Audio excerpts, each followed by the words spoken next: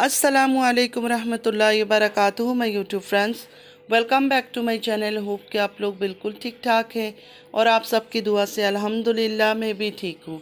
और अल्लाह पाक से यही दुआ है कि आप लोग हमेशा सही सलामत रहें, खुश रहें अपने अपने घरों में अपनी फैमिली के साथ।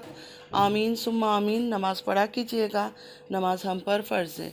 अगर आप लोग को मेरी वीडियो अच्छी लगती है तो लाइक, सब्सक्राइब और शेयर ज़रूर कीजिएगा।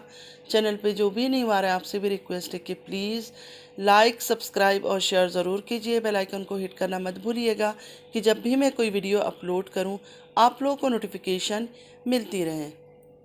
वीडियो स्टार्ट करने से पहले अपनी उन सारी बहनों का मैं शुक्रिया अदा करना चाहूँगी जो मुझे हिम्मत देते, हौसला देते, मेरे लिए दुआ करते हैं। मैं भी अल्लाह पाक से यही दुआ करूँगी कि आपकी ज़िंदगी में कभी कोई गम ना आए, कभी आपको किसी तकलीफ़ का सामना ना करना पड़े। आमीन या रब्बल आलमीन। एक सिस्टर का कमेंट मुझे बड़ा रूड लगा। स्टार सनशाइन 3873 कुछ उनका अकाउंट है। तो स्टार सनशाइन 3873 से मैं ये कहना चाहूँगी कि मैं जिस तकलीफ़ में हूँ, जिस ज़हनी अज़ियत से गुज़र रही हूँ, अल्लाह पाक से दुआ करे कि अल्लाह पाक कभी आपको इस तकलीफ़ से ना गुज़ारें। बस इतना ही मैं कहना चाहूँगी। और दूसरी बात है, दुआ ऐसी एक चीज़ है ना कि बुरे से बुरे चीज़ को, किस्मतों को बदल देती है। और हम अपने दोस्तों को, अपने भाई बहन, यूट्यूब फैमिली को दुआ के लिए कह सकते हैं। ठीक है, आपको अगर नहीं कमेंट करना था या आपको नहीं पसंद आ रहा था मेरी बातें, आप कमेंट ना करती, लेकिन आप इस तरह की कमेंट ना ही करती तो अच्छा था। कोई इंसान तकलीफ़ में आकर अगर आपको कहे दुआ के लिए तो आप उसको ये नहीं कह सकती हो कि पहले अपने सारे राज बताओ, अपने दिल का हाल बताओ, तभी हम दुआ करेंगे। आप लोगों को असल में तारा फैमिली को देख देख कर आदत हो गई है, उनकी स्क्रिप्टेड बातें सुन सुन कर आदत हो गई है। मैंने भी अगर कोई स्क्रिप्ट लिखी होती ना तो मैं धड़ धड़ करके पढ़ के आपको सुना देती। मैं तो फेस भी नहीं दिखाती हूँ, वॉइस ओवर करती हूँ ना, मेरे लिए तो बहुत आसान होता, एक कहानी लिखती और आप लोग को सुना देती। लेकिन जब हकीकत में कोई तकलीफ़ होती है ना तो वो सुनाना बहुत मुश्किल होता है। बहुत हिम्मत चाहिए होती है उस चीज़ को सुनाने के लिए लोगों को। अब तो यहाँ तक पहुँच गई कि नहीं तो फिर वाईटी छोड़ दो। देखें, वाईटी छोड़ना ना छोड़ना मेरी मर्ज़ी की बात है, मेरी अपनी मर्ज़ी है। ये चैनल मैंने बनाया है, मुझे अगर काम करना है तो करूँगी, नहीं करना है तो नहीं करूँगी। आप मुझे ऑर्डर नहीं कर सकती है। मेरा दुआ मांगना आपको इतना बुरा लग गया कि आपने इतनी बातें मुझे सुना दी। अगर आप मेरा दर्द कम नहीं कर सकती है, क्योंकि मैंने आपसे शेयर ही नहीं किया मैं कौन सी तकलीफ़ में हूँ, किस अजियत से गुज़र रही हूँ। आपसे मैंने कहा नहीं कहा, सिर्फ दुआ की रिक्वेस्ट की है। क्या दुआ का रिक्वेस्ट करना बुरी बात है? क्या आप इतना सा दुआ नहीं कर सकती है कि हाँ ये औरत जिस मुश्किल में भी है अल्लाह ताला इसके लिए आसानियाँ कर दें? इतनी सी बातें आप कह देती, मेरा दिल खुश हो जाता। इस यूट्यूब में लोगों को इतनी आदत पड़ गई है झूठी चीज़ें और फेक चीज़ें देख देख कर कि कोई अगर सच में भी आकर बताए ना अपनी कहानी या अपना दर्द, तो लोगों को ऐसा लगेगा कि ये झूठ बोल रही है। और दुनिया में सिर्फ मियाँ बीवी का ही एक दर्द नहीं होता है, बहुत सारे और दर्द भी हैं। ठीक है, ये भी बात मैं आप लोगों से क्लियर कर दूं। सिर्फ मियाँ ने बेवफाई कर ली, मियाँ ने शादी कर ली, ये कर लिया, वो कर लिया, उससे भी बड़े बड़े दर्द होते हैं।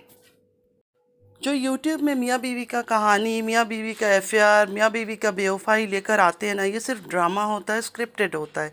इस बात को आप लोग अगर समझ लोगे तो ज़्यादा अच्छा होगा। जो भी यूट्यूब में अपने ख़ानदान की लड़ाई लेकर आए हैं, अपनी फैमिली के बारे में बातें लेकर आए, हस्बैंड वाइफ की लड़ाई लेकर आए, उन्होंने सिर्फ पैसे कमाया है, सिर्फ डॉलर कमाया है। बाकी उनको कोई इंसाफ कहीं से भी नहीं मिला, ये आप लोग भी जानते हो। दोबारा मैं यही कहूँगी, मेरी बहनों ने जिन्होंने मुझे हिम्मत हौसला दिया, अल्लाह आप सबको बहुत ज़्यादा खुश रखे। बहुत मेरा दिल खुश होता है, आपको पता है हिम्मत मिलती है कि ये लोग मेरे लिए दुआ कर रहे हैं तो अल्लाह मेरे लिए आसानियाँ ज़रूर करेगा। आप सबको मेरे बारे में पता होगा कि जब मैं रिएक्शन भी देती हूँ मैं कोशिश करती हूँ कि कोई ऐसी बात ना कह जाऊँ, कोई ऐसी गंदी वर्ड मेरे मुँह से ना निकल जाए कि दूसरा इंसान हर्ट हो जाए या अल्लाह से मेरे लिए बद्दुआ करे कि ये मुझे इस तरह बोल रही है। तभी मेरे आज तक इतना ज़्यादा फ़ैन फॉलोइंग नहीं है। आप लोग देख सकते हो कि मेरे इतने व्यूज़ नहीं होते हैं, क्योंकि मैं उस तरह की बातें ही नहीं करती हूँ। जो औरतें मिर्च मसाला मिलाकर गाली गलौज करती है उनकी व्यूज़ देखा करें और मेरे देखा करें। और स्टार सनशाइन, कभी भी आपसे कोई दुआ मांगे ना, दुआ दे दिया करे, आपकी दुआ वेस्ट नहीं होगा। जो आप किसी के लिए दुआ करेंगे ना, वो दुआ आपको भी लगेगी। तो दुआ करने के टाइम इतना कंजूसी ना किया करे, इतना मत सोचा करे। कोई अगर आपसे मांग रहा है ना कि मेरे लिए दुआ करो, या मांग रही है कि मेरे लिए दुआ करो, मैं इस तकलीफ़ में हूँ, उसकी तकलीफ़ को बढ़ाए नहीं, उसके लिए दुआ कर दे आप, बस आसान सा तरीका है। चले फ्रेंड्स, स्टार्ट करते हैं आज का रिएक्शन। काफ़ी लंबा हो गया, मैंने आप लोगों का 4 मिनट ले लिया, प्लीज़ बर्दाश्त करके सुन लीजिएगा।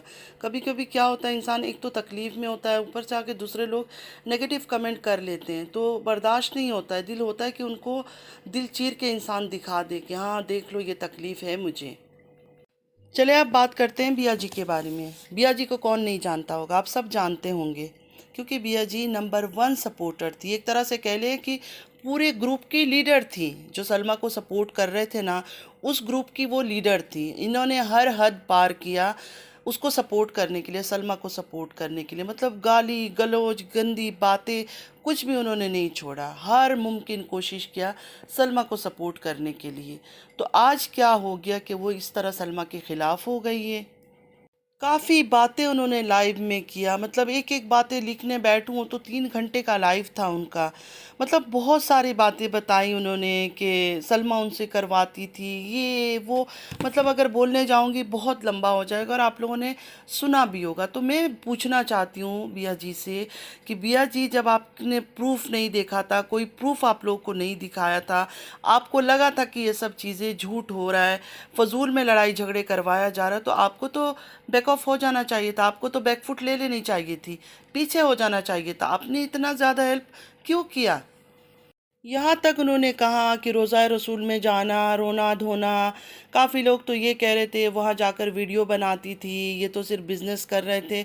मतलब एक टाइम पे मैंने भी इन चीज़ों के लिए आवाज़ उठाई थी, लेकिन मुझे फिर ऐसा लगा कि नहीं, मुझे नहीं बोलना चाहिए। क्योंकि जब सलमा जाके हरम शरीफ में रोई और कुरान शरीफ उठाया, तो मुझे लगा कि नहीं, अब मुझे बिल्कुल भी इस टॉपिक पे बोलना नहीं चाहिए। और अभी भी मैं कुछ नहीं बोल रही हूँ, अभी मैं सिर्फ आप लोग को बता रही हूँ कि इस तरह बातें वो कर रही थी। मैं तो सलमा से यही कहूँगी कि इस टाइम पे सलमा को सामने आना चाहिए और आकर अपनी बातें रखनी चाहिए, अपनी बातें बताना चाहिए कि आखिर क्या वजह है ये लोग इस तरह की बातें कर रहे हैं। अगर इस टाइम पर सलमा खामोश रही तो सब कुछ सलमा के खिलाफ जाएगा, क्योंकि बिया जी लीडर थी उस ग्रुप की जो सलमा को सपोर्ट करते थे। और आज वही लीडर आकर सब कुछ बता रही है कि ये चीज़ ऐसा था, वो चीज़ ऐसा था, मैं ये सबूत भी दूंगी, मैं वो सबूत भी दूंगी, हमें झूठ झूठ बोल कर लड़वाया जाता था। तो आप सोचे कि बात कहाँ से कहाँ तक पहुँचेगी। जिस औरत ने इतना दिल लगाकर, मतलब रात दिन 24 घंटा मैं सुनती थी कि बिया जी लाइव होती है, रातों को सारी सारी रात लाइव होती है, मतलब जब जब देखो वो हर जगह लाइवों में खड़ी होती थी। तो वो औरत अगर ऐसे आके बात कर रही है, तो लोगों को तो दिलचस्पी होगी, क्यूरियोसिटी होगी कि जानना है कि आखिर हकीकत क्या है। सलमा को जल्द से जल्द लाइव आना चाहिए या वीडियो बनानी चाहिए, लोगों का क्वेश्चन आंसर का जवाब देना चाहिए कि सलमा आखिर ये आपके ख़िलाफ़ क्यों हो गई है। नैनू के बारे में भी बताया, वो लड़कियों को इधर उधर करती थी गलत काम के लिए। उसके बाद अपने वालिद को 15,000 देती थी वो जुआ खेलने के लिए। अपनी माँ के बारे में भी बहुत सारी गंदी गंदी बातें उसने बताया कि ये सब ऐसी है। अपनी भाभीियों के बारे में भी बताया। खैर, भाभीियों का वो बातें जो है कि जब रुबीना जी जॉब छोड़ के आई थी छोटी बाजी के घर से, तब वो बातें हमने सुना था। जब रुबीना जी सऊदीया गई थी सलमा के पास, उसी टाइम वो सब चीज़ें लीक हो गई थी कि हाँ, जब वो आई थी जॉब छोड़कर, तो जो डीडी की वाइफ है उसने कहा था कब तक रहोगी, अब कहाँ जाओगी, इस तरह की बातें हुई थी। वो हमने उस टाइम पर भी सुना था। तो ये बात तो सच है, ये बात तो मतलब बिया जी झूठ नहीं बोल रही है, क्योंकि ये बात पहले भी हम सुन चुके हैं। और नैना का ये बात भी हम सुन चुके हैं, जो 15,000 देती हूँ, मेरा बाप जुआ खेलता है, कहीं ना कहीं से तो हमने सुना है। मतलब ये सब बातें पहले से हमने सुन रखी थी। यहाँ तक नैनू ने बताया कि सितारा जो है चिल्ला काटती थी, आस्ताने में बैठकर सलमा के लिए पूरी रात चिल्ला काटा था, पता नहीं क्या क्या बोल रहे थे, कौन सी बातें कर रही थी। और ये जो नैनू है ना, इस पर मैं 1% भी ट्रस्ट नहीं करती हूँ। पता नहीं आप लोग को इस पर भरोसा है या नहीं है, लेकिन मुझे इस पर 1% भी भरोसा नहीं है। ये इतनी मतलबी है, अपने मतलब के लिए किसी को भी गंदा कर सकती है, किसी को भी अच्छा कर सकती है, जहाँ इसका मतलब हो। आप सबको याद होगा कैसे ये ड्रामा करती थी, मेडिसिन लेने का, रोने का, धोने का, और अभी इसकी तेवर और इसकी हरकतें देखा करें। मतलब ये टाइम टू टाइम अपना रूप बदलती रहती है। बहुत सारी बातें हैं फ्रेंड्स, अगर एक एक बात नोट करके बोलने लगूंगी तो 3 घंटे गुजर जाएंगे, आप लोग भी बोर हो जाओगे, सुनोगे नहीं। लेकिन हाँ, उन्होंने फंडिंग का भी कहा कि उन्होंने सलमा को भी फंड दिया और पता नहीं किस किस को फंड दिया। उन्होंने कहा मैं उस चीज़ों का भी सबूत लेकर आऊँगी और वॉइस प्रूफ भी लेकर आऊँगी हर एक चीज़ का। ये भी कहना था बिया जी का कि मैं सपोर्ट इस तरह करने लगी थी, मतलब उनको खाना पीना सोने का किसी चीज़ का होश नहीं था, और वो शायद प्रेग्नेंट थी, उनका मिसकैरेज भी हुआ था उन्हीं दिनों में। बस वो बात मुझे बिया जी की अच्छी नहीं लगी कि इन्होंने ये कहा कि मैंने अपना बच्चा खो दिया, और जो सलमा थी हेल्दी बच्चा उसने पैदा किया और अपने शौहर के साथ मौज मस्ती कर रही थी और हम लोग को लड़वा रही थी। देखिए, हर चीज़ को एक तरफ रखे बिया जी, अगर मिसकैरेज आपका हुआ है तो दिल से मुझे अफसोस है इस बात का, लेकिन ज़िंदगी मौत अल्लाह के हाथ में है। और अगर आप प्रेग्नेंट थी, आपको अपनी तबीयत का खुद ख्याल रखना चाहिए था, खुद अपना केयर करनी चाहिए थी। आपने क्यों सारा दिन रात एक कर दिया यूट्यूब में लड़ाई झगड़े गंदी गालियाँ ये वो करने के लिए? तो आपको चाहिए था अपना तबीयत का ख्याल आप खुद करें, अपनी बॉडी का ख्याल आपको खुद करनी चाहिए थी। और मलक के लिए यही दुआ करूँगी कि अल्लाह पाक उसको ज़िंदगी दे, हयात दे, आमीन या रब्बिल आलमीन। बाकी आपके लिए भी यही दुआ है कि आपको भी अल्लाह दोबारा इस खुशी से नवाजे जो आपने खो दिया है। ये दुआ मैंने बिया जी के लिए किया है क्योंकि उनका मिसकैरेज हुआ था, उनको उस बात का बहुत तकलीफ़ है। समझ सकती हूँ, एक माँ है, किसी का बच्चा इस तरह ज़ाया होना बहुत तकलीफ़ की बात है। तो अल्लाह पाक उनको दोबारा वो खुशियाँ नसीब करें, आमीन या रब्बिल आलमीन। अल्लाह पाक से यही दुआ करूँगी कि अल्लाह पाक सबको नेक हिदायत दे। किसी पर भी इल्ज़ाम लगाने से पहले, किसी को गंदा करने से पहले, किसी को झूठा बोलने से पहले सबूत दे के, प्रूफ दे के, उसके बाद फिर उसके ऊपर इतनी गंदी तोहमतें लगाएं। पहले आप लोगों ने कहा हमने सारे प्रूफ्स देखे, हमारे पास प्रूफ से धागे वाले पता नहीं कौन कौन से हर चीज़। आप लोगों ने सलमा को सपोर्ट किया। अभी जब हर चीज़ ख़त्म हो गई, ये लड़ाई झगड़े ख़त्म है, हर बात ख़त्म है, दोबारा आप लोग वापस आ गए हो सलमा को झूठा साबित करने के लिए। तो ये बात मेरी समझ से बाहर है बिल्कुल।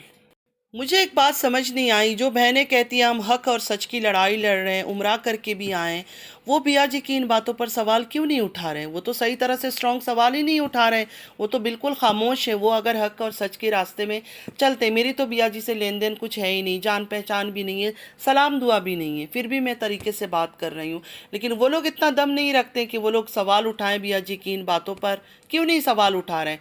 सलमा को जो वो भी सपोर्ट करते थे हक और सच की बात करने वालियाँ, तो वो क्यों नहीं आज बिया जी पर सवालें उठा रही है? वो क्यों खामोश है इस तरह? उनके खामोशी से तो यही लग रहा है कि कहीं ना कहीं उनको भी यकीन है कि हाँ ये सब चीज़ें झूठ है।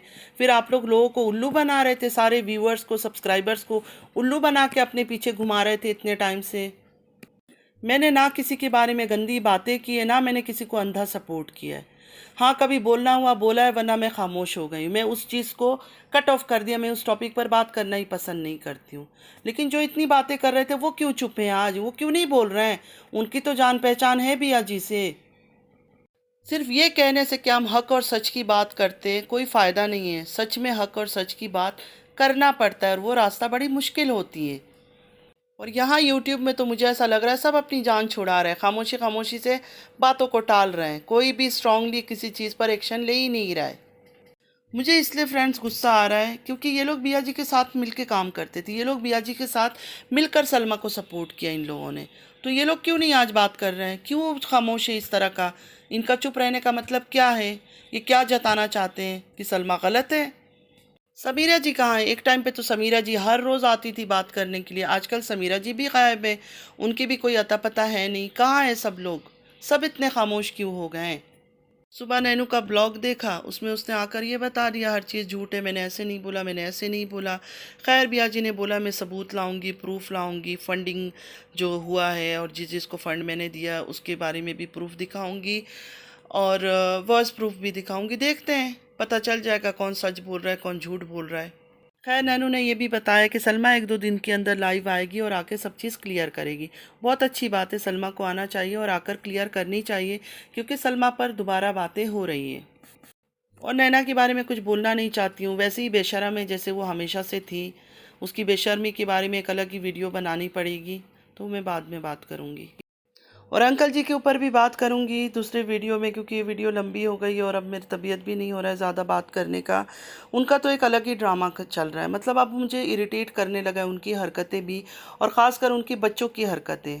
मतलब बाप उनसे संभाला नहीं जा रहा है। इतने टाइम से कह रहे थे अब्बू चाहिए अब्बू चाहिए, अब उनके ड्रामा शुरू हो गए। कभी गाड़ी की फ्रंट सीट पे नहीं बिठाया, कभी बैक सीट पे बिठाया, मतलब छोटी सी छिचोरे किस्म की बातें, अननेसेसरी बातें जिनका कोई सर पाँव हाथ लॉजिक कुछ भी नहीं है। मतलब इतनी छोटी छोटी बातों पर कौन ध्यान देता है, कौन बातें करता है। और अंकल जी भी ऐसे दीवाने लड्डू बने हुए हैं जैसे पता नहीं कोई मजनू बन के फिर रहे हैं वो।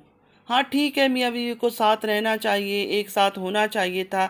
अगर आपसे बर्दाश्त नहीं हो रहा है, और इनके बच्चे, इनके जो 3 बच्चे हैं, नजमा है, आयशा है और उनका जो बेटा अरबी है, जाकर बाप को छोड़ आओ ना कराची।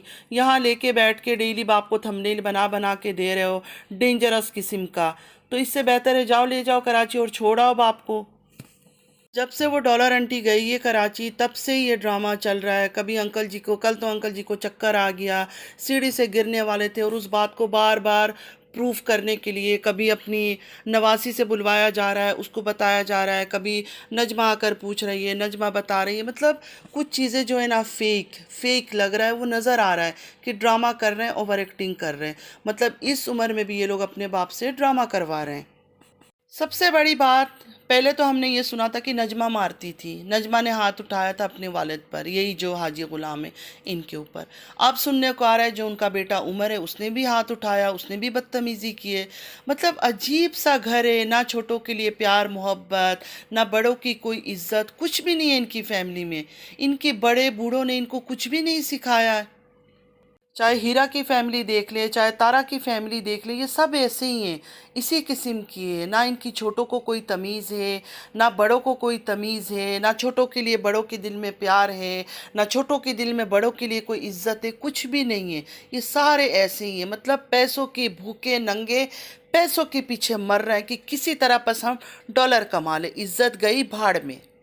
हर दूसरे दिन फैमिली में से, चाहे वो तारा फैमिली हो, चाहे इस फैमिली हो, चाहे हीरा फैमिली हो, हमारा ये आखिरी रिएक्शन ब्लॉग है। फिर से वही के वही। मतलब शर्म आया भी इनको नहीं आती, अपनी ज़बान पर ये 2 दिन भी टिकते नहीं हैं, फिर वापस उसी चीज़ में लौट आते हैं। इंसान ज़िंदगी की कौन कौन सी तकलीफ़ से, कौन कौन सी आजमाइश से गुज़र रहा है, और इनके ड्रामे ख़त्म ही नहीं होते। इनके ड्रामे ख़त्म ही नहीं हो रहे, 2 साल से ड्रामे करते जा रहे हैं और बढ़ता जा रहा है ड्रामा, ये नहीं कि कम हो, इनके ड्रामे और बढ़ते जा रहे हैं डे बाई डे। तो आज के लिए बस इतना ही। आई होप कि आज का वीडियो आप लोग को अच्छा लगा होगा। एक रिक्वेस्ट है कि मेरे लिए दुआ कीजिएगा, क्योंकि दुआ में बहुत ताकत होती है। दुआएं तो तकदीरें बदल देती है, किस्मत बदल देता है, लोगों की फ़ैसले बदल देती है, आने वाला बुरा वक्त टल जाता है। तो इसलिए मैं आप सबसे दुआ की रिक्वेस्ट कर रही हूँ। अल्लाह गवाह है कि मैं सच में बहुत ज़्यादा ज़हनी तकलीफ़ में हूँ। मैं इस टाइम पे कुछ नहीं बता सकती हूँ, तो मुझे बार बार ना कहें कि मैं बताऊँ। जब बताना होगा मैं ख़ुद बता दूँगी। मैं इस टाइम पे बिल्कुल भी मेंटली तैयार नहीं हूँ घर की बातें बताने के लिए। सबसे दुआ की रिक्वेस्ट है, अल्लाह पाक आप सबको खुश रखे, मेरी हर दुआ में आप लोग शामिल रहते हो। नमाज़ पढ़ा कीजिएगा, नमाज हम पर फ़र्ज़ है। अल्लाह पाक हम सब की औलाद को नेक बनाए, हिदायत वाला बनाए, 5 वक्त नमाजी बनाए। आमीन या रब्बल आलमीन।